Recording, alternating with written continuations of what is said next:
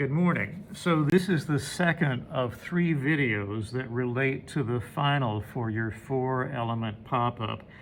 And under the camera, you see I've already begun on my background to lay in both pencil color and watercolor on my watercolor paper. Here I have 2 of my 4 pop-up elements. Remember, you need 4. And these will eventually be painted, dried, cut out, and attached here with a foamy material that makes them seem to pop up or pop out just a little bit from their background. Just a small amount of space between this and that background will allow me to imagine it more as a 3-dimensional area. Plus, this in itself pops up as well.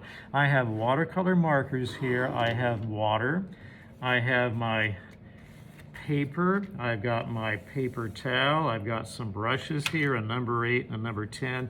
Number 8 is my favorite. It says 8 right on the, here it is, right on the shaft of the brush.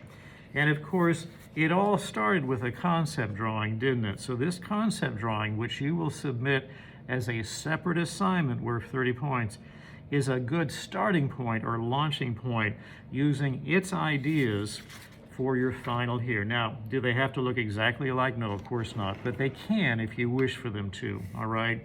So setting this aside a little bit to dry, I'm gonna work on one of these small pop-up elements here. Remember, this is 2 that I have, and I want 4. Now, I have quarter sheets of watercolor paper here under the camera, and in fact, I'm using some older paper that somebody else has already used. I am not going to waste paper, and of course, neither should you. Remembering that materials cost money, especially when you're paying for them. It becomes super important. Now, you can use Sharpie marker like I did here with the outlining. You don't have to do that.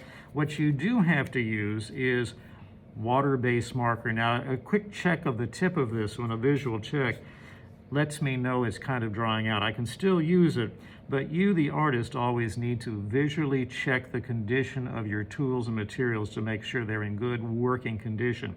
Right away, I see a problem with this, but I also know that I can continue to use it. When it's exhausted, I will throw it away. Remember that I'm right-handed and I come in from my right side with both my marker and my brush, because it's that tip and the placement of that tip that you're concerned about. If you're left-handed, you'd be coming in from your left side, but I'm coming in from my right. And the area I'm going to address right now is this one to the right of that line.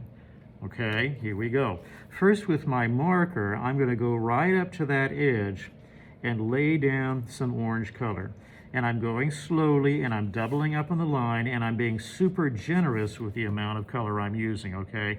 That's not as bad as I thought it was. Snap the cap so it doesn't dry out. I have green here, and that's pencil, and I can go over that with other colors. I'm going to turn the paper. Remember, I'm right-handed, so I'm coming in from my right, and I need to see placement of that point to the right of the line. That's why I had to flip this over. Purple on top of green. The purple and the green will somewhat neutralize to give you something of a gray or a brown, and that is what I want. Now, it could be also that I imagine using some bright yellow, and I'm going to go up here. Going to your edges is a great way to start, because then you lock down those edges and you don't have to worry too much about them.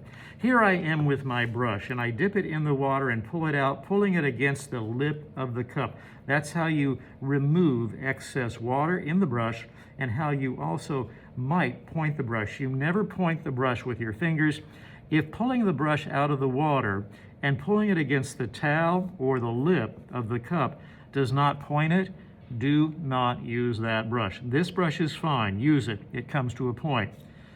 This larger brush, a number 10, it points, use it. But if yours does not point, you do not use it. That point is what gives you control.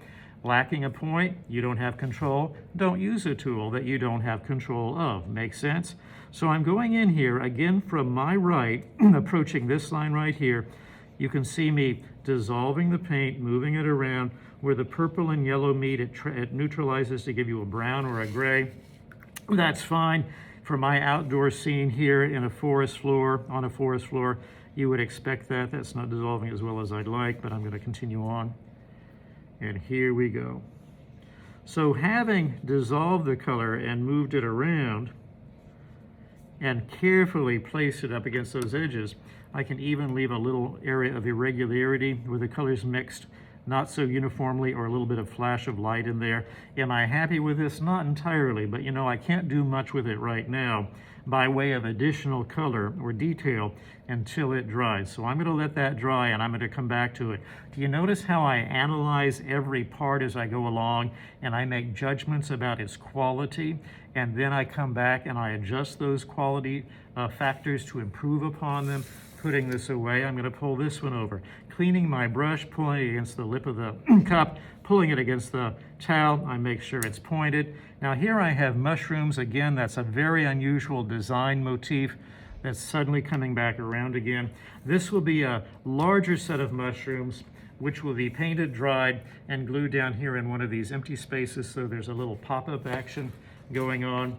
That is my plan. I've used kind of a reddish pencil to get started. You can always paint over your pencil. You notice how I'm going in to the left side of the lines, placing my tip of my marker just right of the left side, because that's convenient for me, a right-handed person. Here comes my brush. Here's the point. Remove excess water, go in, dissolve that red, drag it back. Because the red is going over both Sharpie marker and pencil, the Sharpie marker, the pencil are in no ways affected. So there you go. I have that. I've got this. I can take a little bit of that color down here underneath the cap. I've got this. I've got this. And again, I might just leave that to dry until I can come back when it is dry and do some additional detail with marker and colored pencils on top. Because the paper is so sturdy and strong, you can continue to work the surface over and over, just being careful not to try to work the surface with either pencil or marker while it's wet. Okay, let it dry first. So those two are on their way. This one, as the water has begun to move around a little bit, has actually some interesting effects going on that I'm kind of happy with right here. Not so happy with this area here, but again, I can't do a darn thing with it until it is dry. Okay, so those two are done, except for a little more final touches later on. This one is I'm still working on. You can see it's just a larger piece of the same type of paper. I can go into some of these areas with colored pencil as long as the area is dry. And I can add color with colored pencil, which I'm doing right here on the wing of this butterfly. And I can also, of course, blend colors. And I can also, of course, use shading, dark to light. So I'm going to switch colors real fast. This is a gold color, and I'm not really sure how it's going to go. But you know what? Sometimes it's kind of fun to experiment and find out. So here it is. I'm just experimenting with a combination of a metallic gold and a metallic purple to see if I like it. And now on top of that, I'm going to go ahead and put a yellow marker. Why yellow? Well, because I have blue around here, and I think yellow and blue will look good together. So that yellow marker is going down. I might throw a little bit of orange in there as well. Kind of picks up on the orange down here. And then, of course, on top of that, I am going to do a little bit of painting.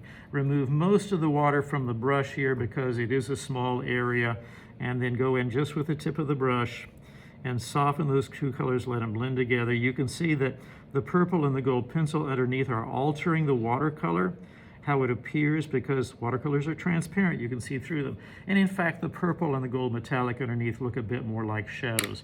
If I thought that I wanted to go in here with my Sharpie again, in this area that's dry, I'm going to pin that down because it's buckling a little bit, and add a little bit of hatching or cross hatching by way of suggesting a little bit of tone with the Sharpie marker I can. So I'm going to continue to work on this and build up this surface with both watercolor technique and colored pencil, allowing the watercolor to dry before I go back on top of it. This will be cut and fabricated into a pop-up piece in the final video, the third video of this series. And I will also have to go back on top of these once they dry, continue to develop these two, do two more on the same smaller sheets of watercolor paper. No matter that the pieces have been used before, I still have a clean back on which to work. And when the time is done,